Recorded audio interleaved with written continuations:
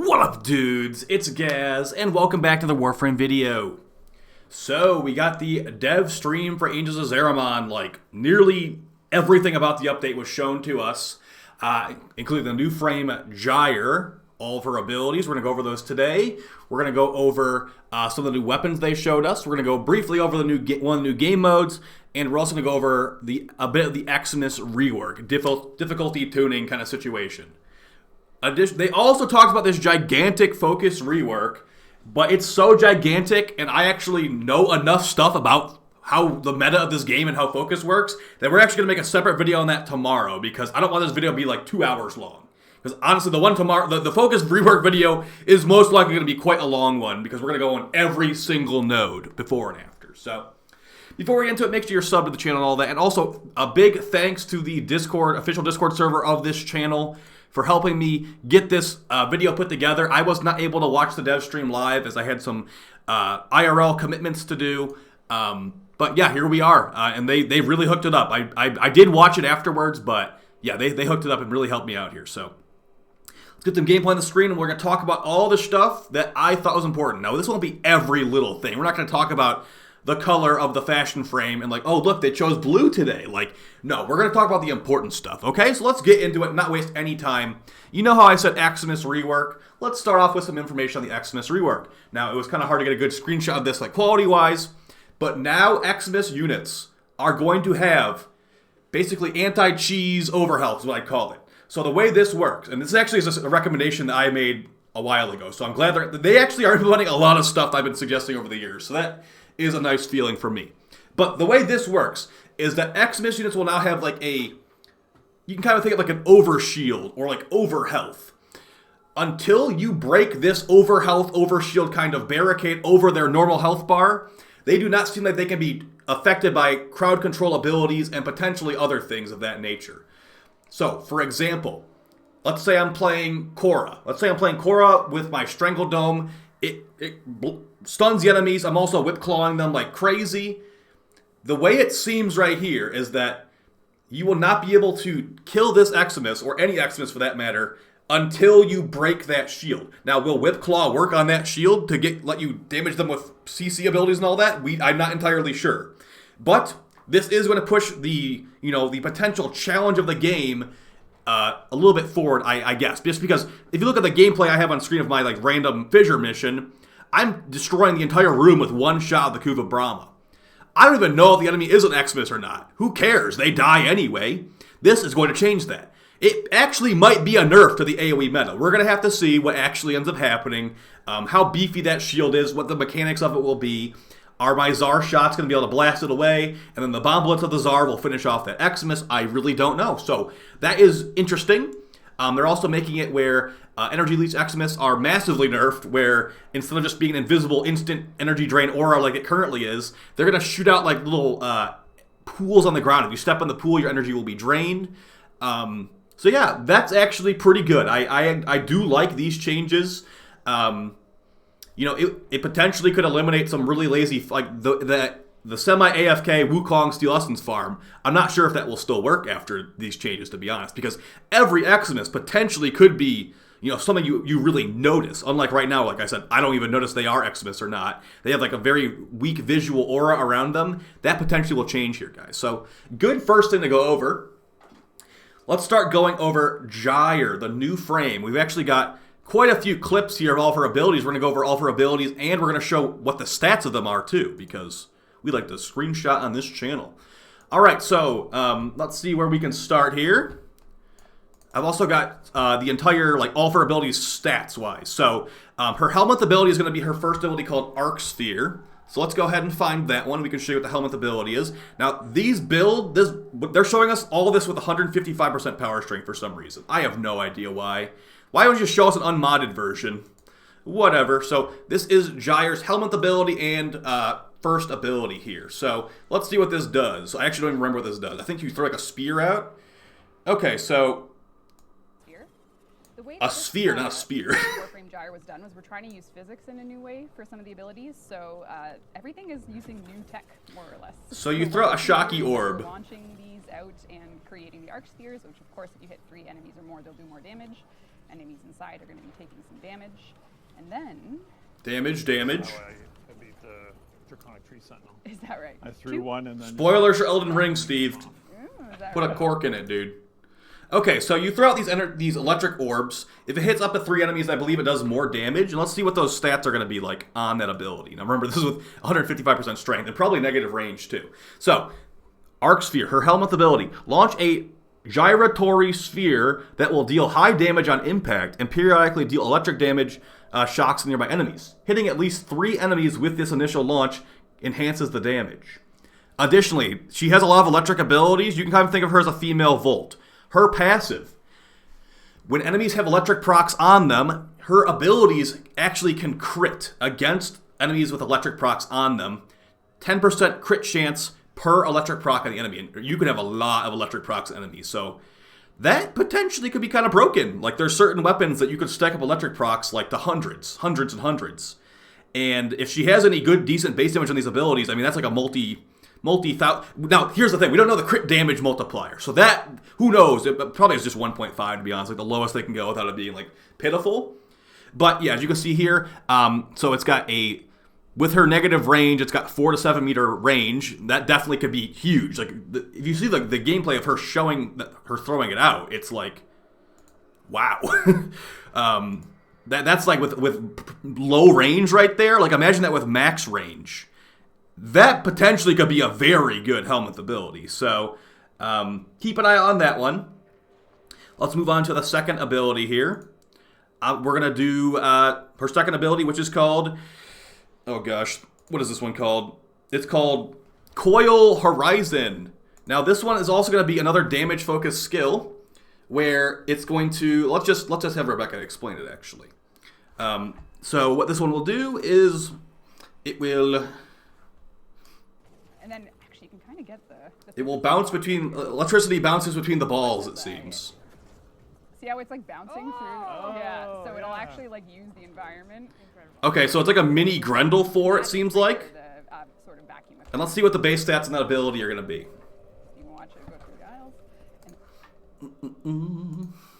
Alright, so throw for a gyratory sphere that will implode after 2 seconds or can be manually detonated.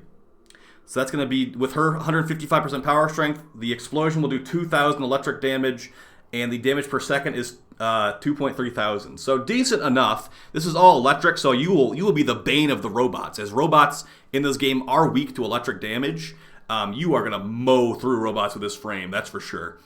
I can definitely see her potentially being okay in certain situations with like AoE clearing and stuff. So we'll have to see. Especially since this can crit, and you'll be potentially getting electric procs from the ability, just increasing your damage. So very interesting. I'm wondering what her crit multiplier is.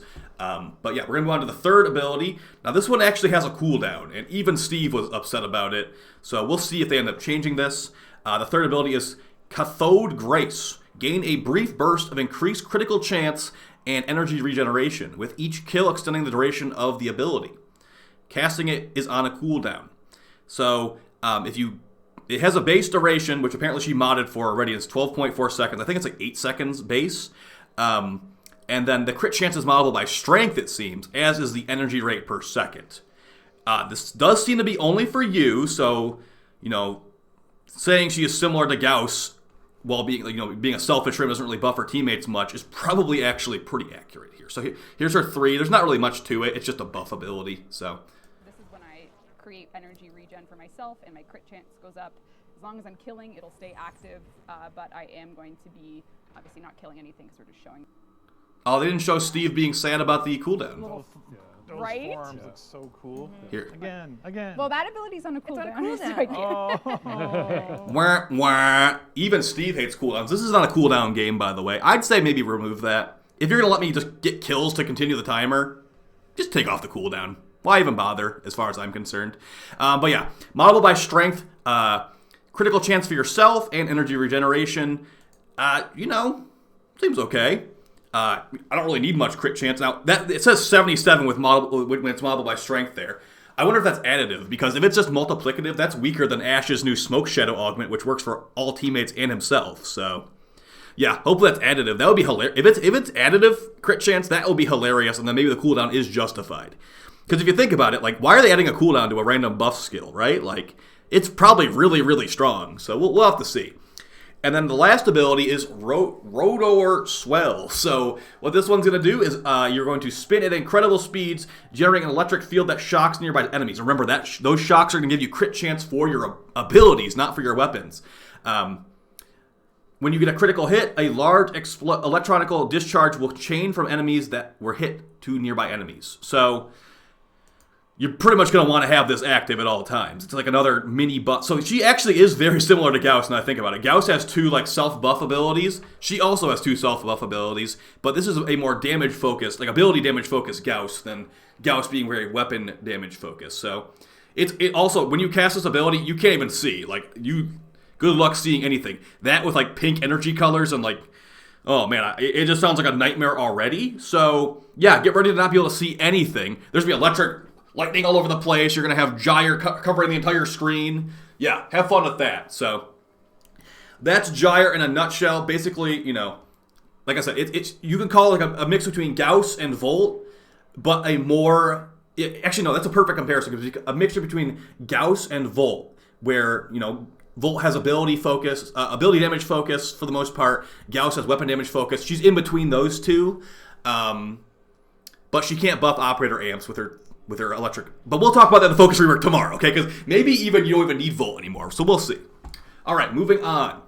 We are going to go into the rest of this stuff. Now, here is a display of some of the new operator Void Dash stuff. Like I said, we'll have a full video on the focus rework tomorrow. But it definitely is slower now. Probably just made for mobile in the future, to be honest. And, you know, there's going to be a lot of stuff in there. Overall, like, you know, I'm just happy that they're making new updates, to be honest. So if they have to nerf things, they have to make sacrifices to the nerf gods to make new updates. That's just the game we're playing. So there's no real use complaining about it right now because they're already going to do it. So moving on, we have the Void Cascade mode. This is a very operator-focused new game mode, and it will only be on the Zariman ship. So let's just take a brief look at this. Of course, we'll have an in-depth explanation on the new game modes when they come out. There are 3 of them. And this one is kind of similar to Orphix a little bit, where if you get too close to this Void Well, or whatever it's called, you are not allowed to go in there as operator. So if you ever played Orphix, you get close to the Orphix, it forces you into operator or necromech. It seems like a similar situation here. Once you break those void tears, whatever they're called, with your operator amp, you will be able to get in there as your frame and fight the mini boss. There's that overhealth I was telling you about as well. There's a little mini boss guy. It's going to pretty much be an Eximus mixed with a Vomalist. So you're going to want to have a good amp for this, guys. So if you already do Eidolon fights, you should be fine. But I'm actually going to recommend that you use a rapid fire prism, which is going to be the primary shot for your amp. I think if you're using the 177, that primary semi-auto shot, if you're really used to it, maybe it will be fine. But I'm looking at her gameplay right here with the Lega Prism, and this looks pretty good. So I'm probably going to end up using the Lega Prism as the range of the Tier 7 Prism. I forgot the name of that one is called. That one's going to not be far enough for this. At least it looks like it. And the semi-auto nature of the Replock Prism, I believe it's called, is going to be potentially too slow. So I think Lega will be a nice little sweet spot. You're going to need to use operator damage to kill this Vomalist mini-boss dude. And there will be plenty of them spawning. So, yeah. So, you're going to need good builds for this. This, honestly, it looked pretty rough. I mean, I'm not going to go ahead and say that the Warframe devs are like the best at gameplay, but, you know, she was trying pretty hard to beat this. So, and I don't think she had dev hacks on this time either. So, this might be a pretty interesting game mode if you are, like, mega geared out. This update is going to require you to beat the new war. And just a reminder, it's coming out on April 27th, so 19 days from today. So, yeah, you need to beat the new war. They're going to make the new war easier to complete to get to this point, like requirements-wise. But, yeah, you're going to need, like, everything. Pretty much everything, guys. All right, moving on. You probably saw that mini Eximus guy carrying around a 2-handed scythe. Here is the stance for the 2-handed scythe. This is a weapon we will get. I'm guessing it's going to drop from that Vomalist Eximus guy. All right, see if it wants to load for me. It's not very exciting. Okay, you know, we're not gonna do the 2-handed scythe today. Okay, there we go. Like I said, we probably could have skipped this part and it wouldn't even change anything. Like, it looks cool. We saw some of the base stats, but I'm not going to actually be talking about any of the base stats really today because of all their... They put wonky builds on this stuff. You never know when it actually has a build. Like, randomly Gyre has 155% power strength. Like, why are you showcasing that to everyone? Like, this is your first time seeing this frame and you have 155% power strength on there. That seems a little bit deceptive to me. All right, moving on to the last couple things I got here. I don't know if we showed Gyre's signature weapon, but here's Gyre's signature weapon, the Alternox. Gyre's signature gun has 2 firing modes. Primary fire shocks enemies with electrical orbs. The alternate fire is a large orb that sticks to any surface and pulses electricity before it explodes. In Gyre's hand, it has additional multi-shot. This will be really good at Gyre. She's going to be a frame focused around electric procs. You know, kind of like how Frost probably should have been around cold procs. So weapons that have electric, like the Amprex potentially, since you can't mod the Amprex for, you know, purely viral, you could do a viral electric Amprex build with Gyre, and it will probably be really good. If for some reason the enemies don't instantly die to your Amprex, your abilities will crit on them, and not to mention the Amprex has high crit chance. So, yeah, we'll have to take a look at this. You know, there is also, you know, electric elemental liches for Kuva liches and Tenant liches. So, you know, potentially Gyre could be someone that wants to go for those types of weapons where it's like, I don't usually go for an electric Kuva weapon ever, but hey, I'm playing the new frame. She really likes electric procs a lot. It's honestly, like, amazing. It's exactly what I was recommending for Frost, like I just said. I'll try to not dwell on Frost for too long, but imagine they did this exact thing they did for Gyre with Frost. His abilities can crit depending how many cold procs they have. Now, cold procs are capped at 10, unlike electric procs, which are uncapped. So I'm assuming Gyre will be able to red crit with her abilities eventually, if you get enough electric procs on there. That's why I'm wondering really about the crit multiplier of her abilities. So, yeah, so big things to take away from this. April 27th on all platforms. This update is coming out. I'm not going to really get too crazy about this, but when she was showing the Tenno apartment thing, guys, it seemed like they're adding gardening to the game. It's just a hunch, but she's saying that the little robot butler dude that you have in your apartment is there for like cultivating plants or something. And then like she briefly looked at like these 3 spots for, it looked like plants. So are we actually adding gardening to this game? Like, is this really like Stardew Valley, but with K drives? Seriously? Okay, well, either way, they showed us 2 of the new game modes. In the previous video, we showed Void Flow, I think it was called. The one today is Void Cascade, and they're going to leave Void Armageddon as a surprise when it actually does come out. A couple of things we didn't really go over that were on the stream that maybe you think are important. We got the dump truck Valkyr skin, which, you know, I just wish Valkyr was a little bit better, to be honest. But I do like Valkyr still, to be honest. Not the best. I say to be honest a lot, don't I? But here is the new Valkyr skin. That's all you need to see, really. You can also zoom in the arsenal at your fashion frame if you need to see a specific detail a little bit closer. There's going to be a new fist weapon skin with this bundle. And yeah, there's like armor pieces too, I think. So really, really good deluxe bundle. I'll probably be buying that one immediately. And yeah, so keep an eye out. I'm actually going to immediately start recording the focus video after this because there's a lot to say there. And just for the purpose of time, I decided to not throw it in here. So I'd appreciate if you guys check that out when it comes out tomorrow. If there's anything important I missed that you think I should have talked about, like, oh, I didn't show this actually. So the evolution weapons, I don't really want to spoil this too much, but basically, if you've ever did the Protovire mini, ephemera quest or whatever it was, where you do certain little Nightwave challenges in the game and it unlocks stuff, that's going to be this, but it's going to give you more damage, more power.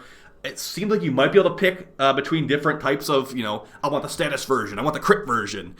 I kind of got that vibe from it, but I'm not entirely sure. I don't want to say anything that's not actually true. And remember, all this stuff's subject to change. That's also going to be the focus video. Everything is subject to change. They can decide to remove everything if they felt like it. So overall, pretty good dev stream. I'm actually kind of happy I didn't watch it live though, because man, they talked about Elden Ring a lot, and they talked about Elden Ring probably like a good 5 minutes of the stream. And I also didn't check my bingo card. I'm pretty sure I didn't get bingo because they didn't talk about Narmer faction at all. Although, wait a minute.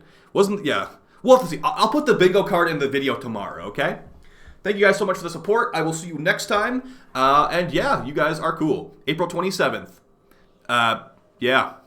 Probably not worth coming back for, to be honest, but it's better than nothing. Bye-bye.